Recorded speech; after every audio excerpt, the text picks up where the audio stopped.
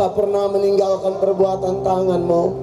Kalau sampai di malam ini kami saudara bersaudara, kakak adik, keluarga di kota tercinta ini, kami bisa bergandeng tangan untuk satu perkara yang ajaib, satu kebaktian kebangunan rohani Kupang Bersatu. Kami datang dari berbagai latar belakang yang berbeda, kami datang dari berbagai suku yang berbeda, bahkan kami datang dari berbagai denominasi gereja.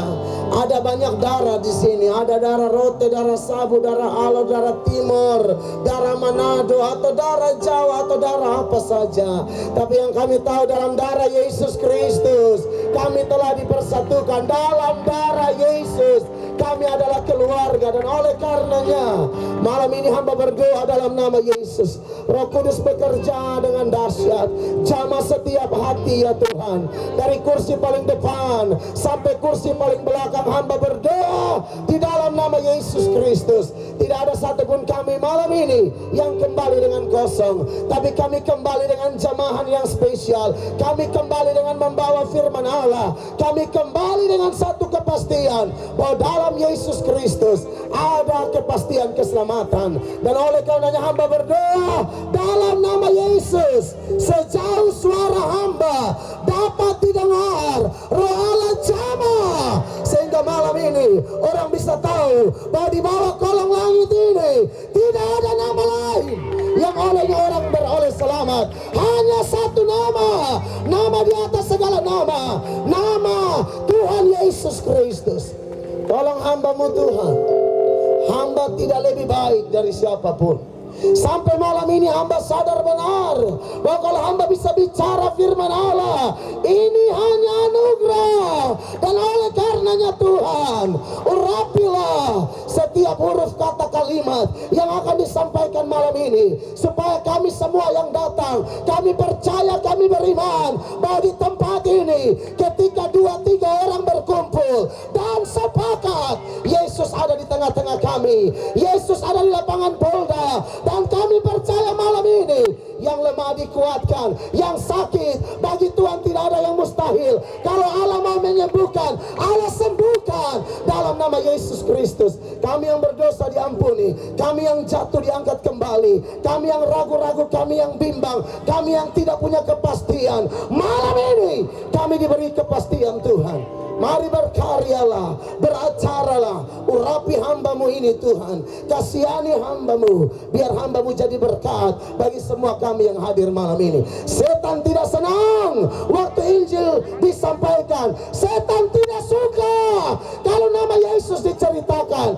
Tapi kami percaya kalau Allah berperang ganti kami, kami akan lebih daripada pemenang. Terima kasih Tuhan. Bekerjalah dari awal sampai selesai jam pemberitaan firman Allah ini. Di dalam nama Yesus kami berdoa. Dan semua kita yang rindu firman Allah, sama-sama saya kita serukan amin. Beri tepuk tangan yang meriah bagi Dia Raja di atas segala raja. Silakan duduk Pak Saudara semua.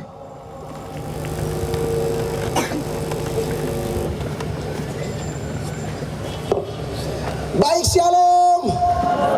Terima kasih buat kehadiran Bapak, Mama, kakak adik, saudara semua yang malam ini telah mengorbankan waktu dan mengorbankan kesibukan pribadi, urusan pribadi, dan malam ini bisa ada di lapangan Polda ini untuk kita sama-sama belajar firman Allah, kita sama-sama dilengkapi, kita sama-sama dikuatkan, dan rohani kita dibangkitkan oleh Tuhan sendiri. Sebab Alkitab berkata akan datang waktunya saudara bahwa keadaan di sekeliling kita akan semakin sukar.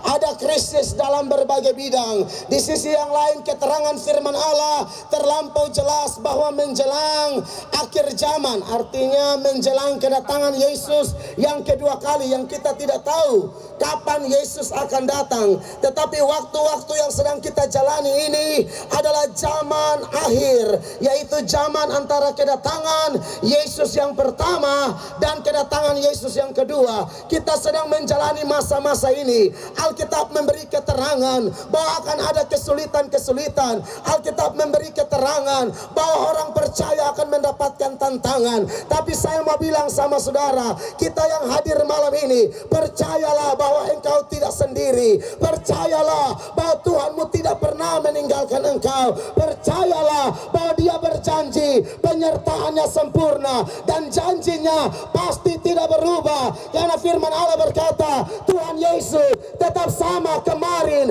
hari ini, dan sampai selama-lamanya. Beri tepuk tangan yang meriah bagi Dia. Dan malam ini saudara diberkati oleh Tuhan Yesus Kristus. Saya akan bicara bagian firman Allah ini di bawah tema Tuhan Yesus terima beta apa adanya. Dan bicara tentang Tuhan Yesus terima beta apa adanya. Apa adanya saya dan saudara, khusus malam ini saya tidak sedang menyoroti apa adanya saudara menurut latar belakang keluargamu. Saya tidak akan menyoroti apa adanya saudara menurut latar belakang pendidikanmu. Sebab ada orang yang mungkin hadir di sini S2, S1, ada yang SMA, ada yang SMP, ada yang SD, bahkan mungkin ada yang tidak sekolah. Tapi saya tidak akan menyoroti dari situ. Saya tidak akan menyoroti apa adanya saudara dari kondisi ekonomimu. Saya tidak sedang menyoroti hal-hal itu malam ini. Lalu saya akan menyoroti yang mana? Saya akan bicara bagi saudara tentang apa adanya saudara dan saya menurut cara pandang kitab suci. Saya akan bicara tentang apa adanya saya dan saudara. Saya selalu berkhotbah, saya tidak hanya mau bilang saudara, tapi saya bilang saya. Karena sampai malam ini saya sangat sadar kalau saya ada di panggung ini, saya bisa berbagi berkat kepada saudara. Saya sebenarnya tidak lebih baik dari saudara. Lalu apa adanya kita semua menurut cara pandang firman Allah? Apa adanya kita menurut catatan kitab suci? Malam ini saya ajak kita buka firman Allah, ya. Tunggu saya cek ini barang jadi keson. Teman saya yang kacamata ini nama Noel, ya. Kadang nyambung, ya. Kadang kita dua tidak nyambung. Noel beta tes. Oh, ternyata ulang kan Noel.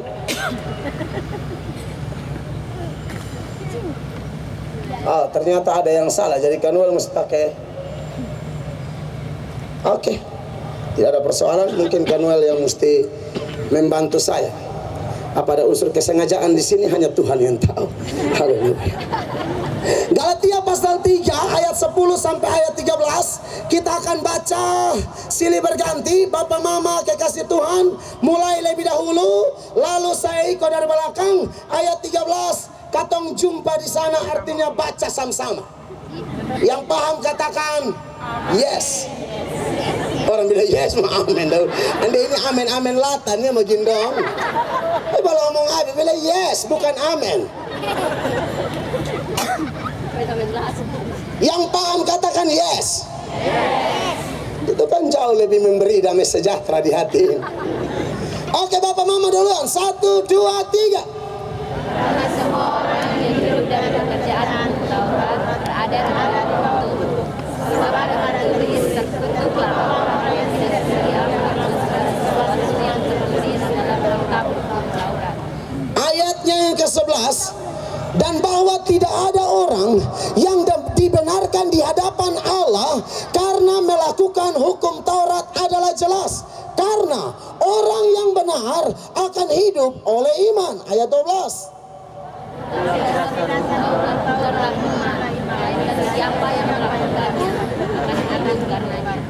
Ayat 13 sama-sama, 2, 3. Kristus telah menebus kita dari kutuk hukum Taurat dengan jalan menjadi kutuk karena kita. Sebab ada tertulis, terkutuklah orang yang digantung pada kayu salib. Nah, saudara yang diberkati oleh Tuhan Yesus Kristus, saya sudah sampaikan kepada saudara, saya akan berbicara tentang apa adanya saya dan saudara menurut cara pandang firman Allah, atau lebih tepatnya apa adanya saya dan saudara menurut cara pandang Tuhan. Kira-kira saya dan saudara ini di hadapan Allah, bagaimana keadaan kita sebenarnya? Ayat-ayat yang saudara baca tadi, Galatia pasal 3 ayat 10 sampai ayat 13. Saya beri tanda yang merah, selalu ada kutuk, kutuk, kutuk, terkutuk, dan seterusnya. Harus jujur saudara, kalau saya dan saudara bertanya apa adanya saya dan saudara dalam cara pandang Tuhan, apa adanya saya dan saudara menurut informasi kitab suci, ternyata saya dan saudara ini adalah orang-orang berdosa, dan karena berdosa kita sudah pasti ada di bawah kutuk. Tapi luar biasanya tema kita malam ini, bahwa sekalipun kita sebenarnya adalah orang-orang yang hidup di bawah kutuk, tapi Tuhan Yesus terima kita apa adanya. Apa maksudnya ini? Saudara, saya akan sampaikan beberapa pokok penting malam ini. Yang pertama, saya akan bicara tentang kutuk bagi saudara, ya. Lanjut Pak Noel, ya. Saudara, saya percaya, pelan-pelan bro, disuruh tende satu-satu. Ini kalau belum papi antara dua saya. Tuhan dimuliakan atau temu dua baguling saya di lapangan Abu Naik. Haleluya. Saudara banyak berdoa ya buat beta. Akhir-akhir ini darah mulai naik terus. Saudara, saya rasa bahwa di lapangan Polda ini sudah terlalu banyak pendeta yang bicara bagi saudara tentang berkat. Dan siapa yang tidak senang kalau mendengar khotbah tentang berkat? Siapa yang tidak senang kalau mendengar khotbah tentang sukses? Siapa yang tidak senang kalau mendengar khotbah tentang sesuatu yang menyenangkan? Tapi malam ini saya tidak bicara kepada saudara tentang berkat, tapi saya akan bicara bagi saudara tentang kutuk yang merupakan keadaan saya dan saudara apa adanya di hadapan Tuhan. Lalu saudara, dari poin kutuk ini ada beberapa poin lagi yang perlu saya bicara buat saudara. Yang pertama, Pak Noel Tendes, haleluya. Tentu timbul pertanyaan yang pertama, mengapa Allah bisa mengutuk? Bukankah Allah penuh cinta? Bukankah Allah penuh mujizat? Bukankah Allah itu penuh dengan kasih karunia? Bukankah Allah itu penuh dengan perkara-perkara supranatural? Bukankah Allah itu adalah Allah yang suka melakukan perkara-perkara spektakuler? Kenapa malam ini kami buang waktu capek-capek datang ke lapangan Polda lalu hanya mendengarkan khotbah seputaran kutuk? Saya perlu kasih tahu keadaan ini supaya saya dan saudara tidak ada alasan untuk kita sombong di hadapan manusia atau di hadapan Allah. Sebab sesungguhnya bukan cuma saudara, sekali lagi, saya pun sebenarnya kita semua adalah orang-orang yang hidup di bawah kutuk. Lalu kenapa Allah bisa mengutuk? Jawabannya begini saudara, Allah kita betul, Dia Allah yang penuh kasih. Allah kita benar, Dia Allah yang penuh cinta. Allah kita benar, Dia Allah yang penuh kasih karunia. Dia Allah yang penuh belas kasihan. Tapi tahukah saudara, dalam diri Allah bukan hanya ada belas kasihan, dalam diri Allah juga ada keadilan. Dan keadilan Allah mengharuskan semua dosa dihukum, sedangkan kasih Allah mengharuskan dosa itu diampuni. Jadi menurut saya, pengkhotbah yang baik tidak hanya menyoroti sisi kasih Allah saja. Lalu dia berkata, seberdosa apapun Allah terima, Allah terima, Allah terima. Yang saya takutkan orang salah mengerti, lalu menganggap bahwa Allah itu penuh kasih, lalu orang seenak-enaknya menyakiti hati Tuhan. Ini bahaya. Makanya ada ajaran yang populer di kota ini sekarang dan sudah merambat kemana-mana. Ajaran itu mengatakan bahwa neraka itu tidak ada. Ajaran itu bilang neraka tidak ada. Dan banyak orang yang takut ke neraka setuju dengan ajaran ini karena mereka menganggap Allah kejam. Neraka bukan bukti kekejaman Allah, neraka hanya bukti keadilan Allah. Dan kalau Allah adil, dosa harus ditegur. Allah adil, dosa harus dipukul. Allah adil, maka dosa harus ditindaki oleh Allah. Dan jawabannya ialah gara-gara dosa Allah pasti mengutuk. Dan kalau saudara yang tidak mau ke neraka, dan hanya gara-gara tidak mau ke neraka, lalu Anda setuju dengan ajaran-ajaran yang berkata karena Allah penuh kasih maka neraka tidak ada, menurut saya ini ajaran sesat. Sebab apa? Ajaran tentang neraka itu bukan ajaran ketua sinode. Ajaran tentang neraka bukan ajaran ketua BPD. Ajaran tentang neraka bukan ajaran pendeta dari Jawa. Ajaran tentang neraka bukan ajaran tentang pendapat pendeta dari luar negeri. Ajaran tentang neraka keluar dari mulut Yesus sendiri. Nah, kalau ada orang berkata neraka tidak ada, itu sama dengan dia mau berkata apa yang Yesus omong kosong. Ini pukulan buat kita. Jadi saya percaya neraka ada. Saya percaya neraka ada. Tetapi kalau ada pendeta juga yang khotbah hanya dia soroti sisi keadilan Allah saja, lalu setiap minggu khotbahnya tidak pernah jelaskan kasih karunia Allah, dia hanya jelaskan penghukuman, kutuk neraka. Saya rasa jemaat tak ingin pindah gereja. Dan kalau Anda mau pindah, saya siap tampung.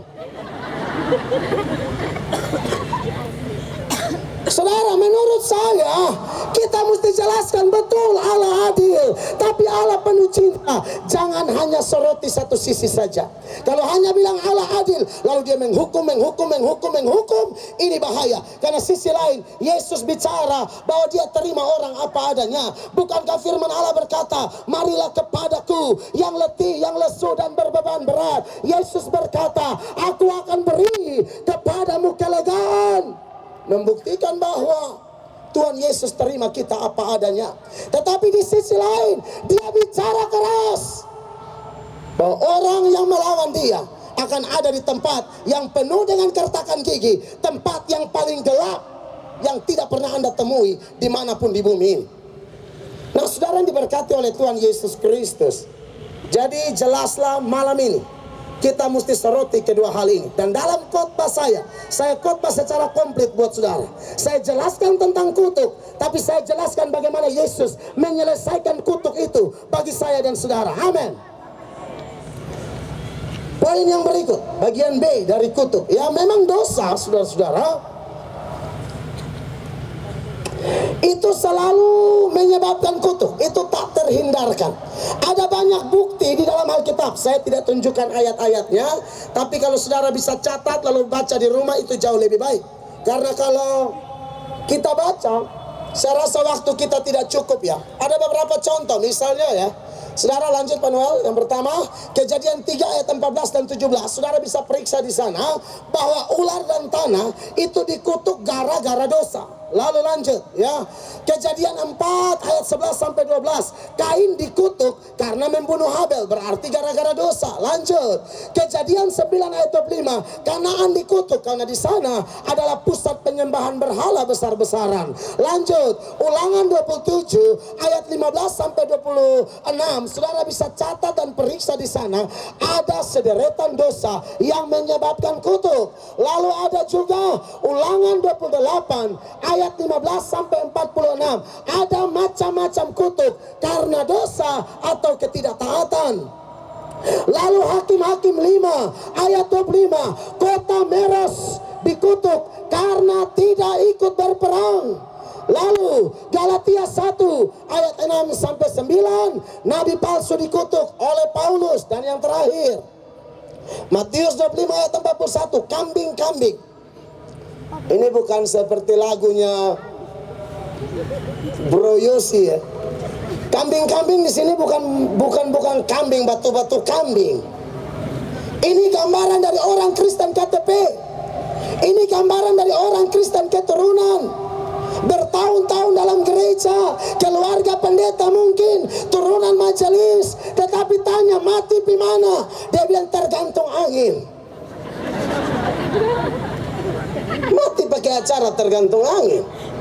Jangan-jangan bagus Indonesian Idol. Angin. Jadi saudara, kambing-kambing yang masuk ke neraka adalah gambaran orang-orang yang terkutuk. Nah saudara yang diberkati oleh Tuhan Yesus, muncul pertanyaan malam ini, lalu bagaimana dengan saya dan saudara?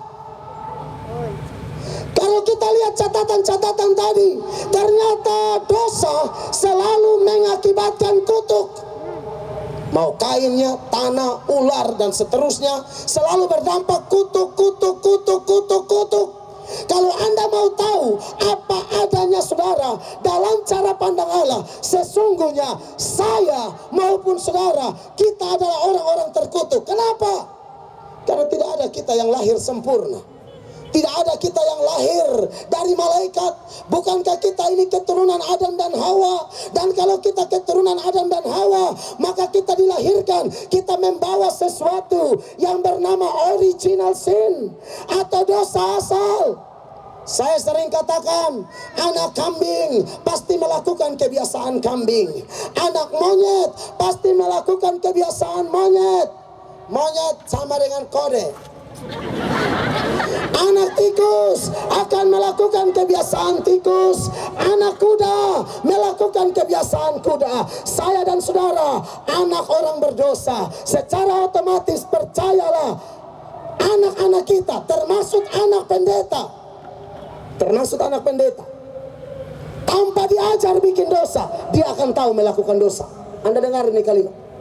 Sekalipun anak pendeta, tapi karena pendetanya juga berdosa, dia turunan Adam dan Hawa, dia membawa yang namanya dosa asal. Maka jangan heran kalau anak pendeta narkoba. Jangan heran kalau anak pendeta hamilin anak orang. Jangan heran kalau anak pendeta pesta miras. Jangan heran kalau anak pendeta bacok orang. Bapak pengkhotbah, makanya saya berdoa buat Abs Dave, supaya Abs Dave dukung Bapak. Bapak pun keringat keluar demi Injil.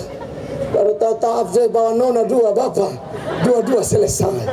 Dia bilang, sayang, baru masuk ke Papa kunci kamar, baru lihat nanti. Kalau Papa son rotre selalu.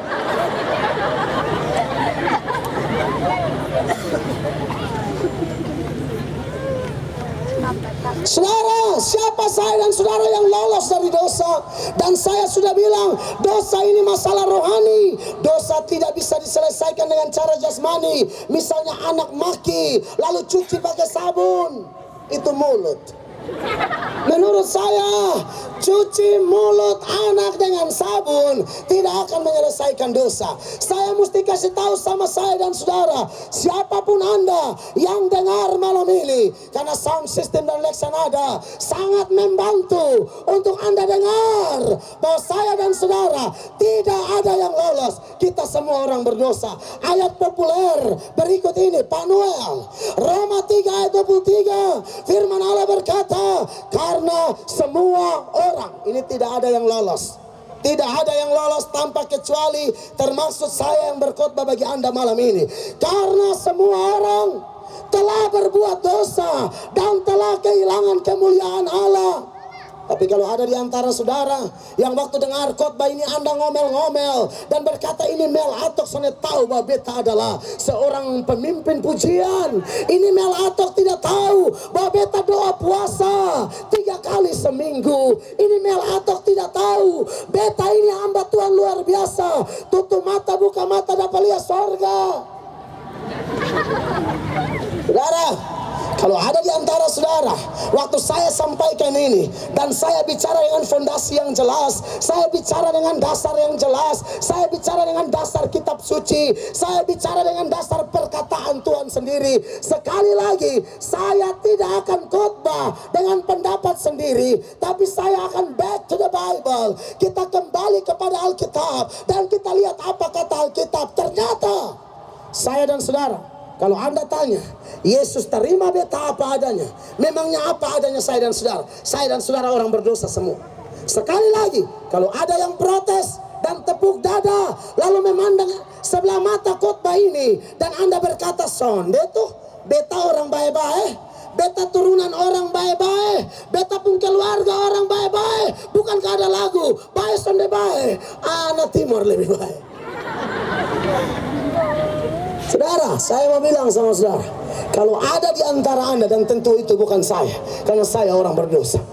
Kalau ada di antara saudara yang berkata beta sonde berdosa, Anda dengar, pada saat yang sama, waktu Anda bilang beta sonde berdosa, Anda sedang melakukan dosa.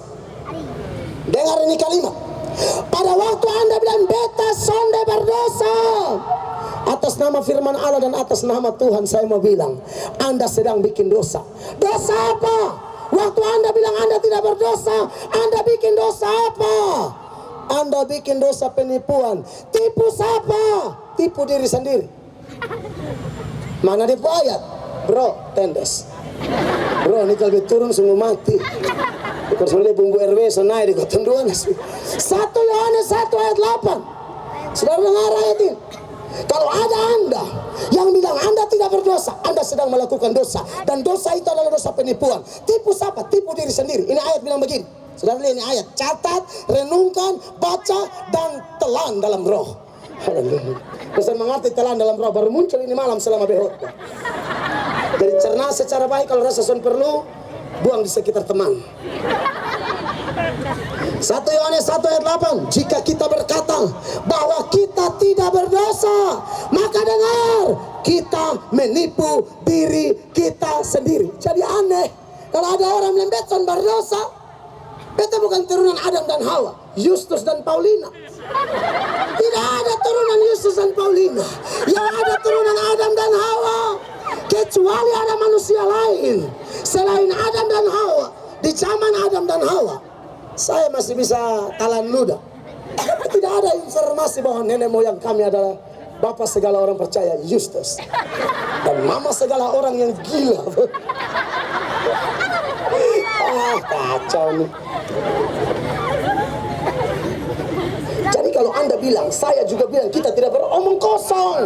Anda tipu diri, katong orang berdosa. Ini apa adanya katong di hadapan Allah. Bahkan Anda tahu, dosa itu bukan Anda tunggu setahun membaca baru bikin dosa. Bukan Anda setahun maki baru bikin dosa. Bukan Anda setahun duduk omong orang punama baru itu namanya dosa. Bukan Anda tahu pacaran bebas baru itu namanya dosa. Bukan Anda jadi perempuan piara baru itu nama dosa. Dia paling darah tinggi kalau dengar bilang perempuan piara. Orang piara tuh anjing, babi, kucing. Lu orang piara. Makanya orang curiga, kok yang satu takut ke dandanan lain. Tapi saudara curiga orang, hati-hati juga. Bukan tunggu saudara jadi orang piara baru anda bikin dosa. Bukan tunggu anda buka situs porno di internet baru itu namanya dosa. Itu pasti dosa. Tetapi tahukah Anda, ternyata dosa itu sudah dibawa sejak kandungan ibumu. Dosa itu dari kandungan ibu kita. Kita telah berdosa. Sejumlah ayat berikut ini, Pak Noel, ya, Mazmur pasal 58 ayat 4. Saudara dengar ayat ini. Sejak lahir, ya, bukan tunggu kuliah di Undana. Sejak lahir, ya, bukan tunggu tergabung dalam Jepang Voice, bukan. Sejak lahir, oke? Orang-orang fasik telah menyimpang. Sejak dari kandungan, pendusta-pendusta telah sesat. Jadi siapa di antara saudara yang bilang lolos? Kalau ini ayat kurang kuat, bekasnya lebih kuat. Yang lebih kuat, Pak Nur. Ya. Mazmur 51 ayat 7, pemazmur berkata, sesungguhnya dalam kesalahan aku diperanakan, dalam dosa aku dikandung ibuku. Jadi saudara, makanya anak-anak kecil itu harus bawa kepada Tuhan.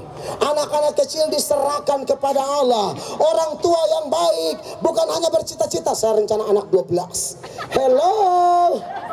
Rencana anak 12, tapi sonde tahu urus. Anda orang tua Gatot, gagal total, padahal punya anak banyak. Hei, jangan hanya, kan ada anak muda yang kalau pacaran semula bawa urut carit. Potong anak berapa? Ini mau buat barana ke sesar,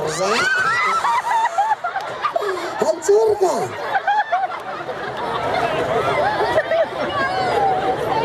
Atau kak botong doa puasa kalau memang kakak cinta sama beta. Ini nona ngomong di kakak.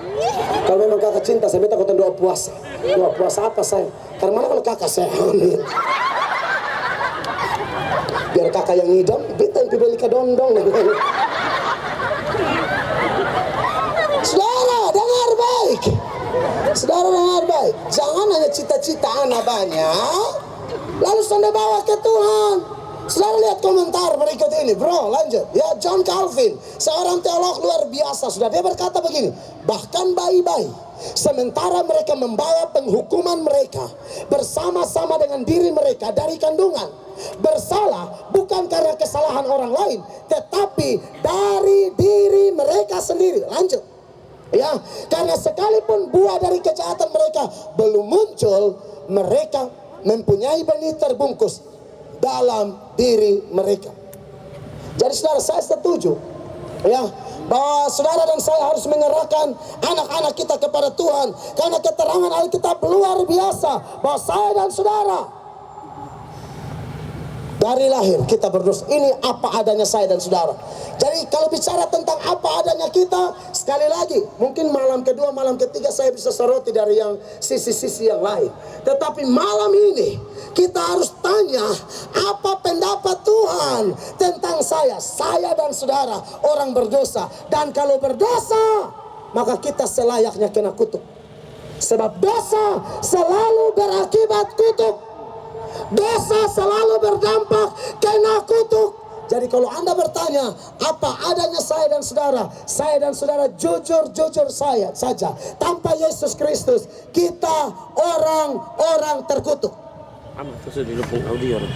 Sekali lagi, tanpa Yesus saya dan saudara orang-orang terkutuk. Yang setuju katakan amin. Yang jujur katakan amin. Tanpa Yesus saya dan saudara orang-orang terkutuk. Sudah kondisinya seperti itu lagi, kita dilahirkan dari benih dosa yang layak untuk mendapatkan kutuk. Anda tahu apa yang terjadi? Kita disuguhkan ayat ini yang saya baca di awal tadi. Manuel, kasih tunjukin ayat Galatia 3 ayat 10b. Sudah kondisi terkutuk gara-gara lahir dibungkus benih dosa.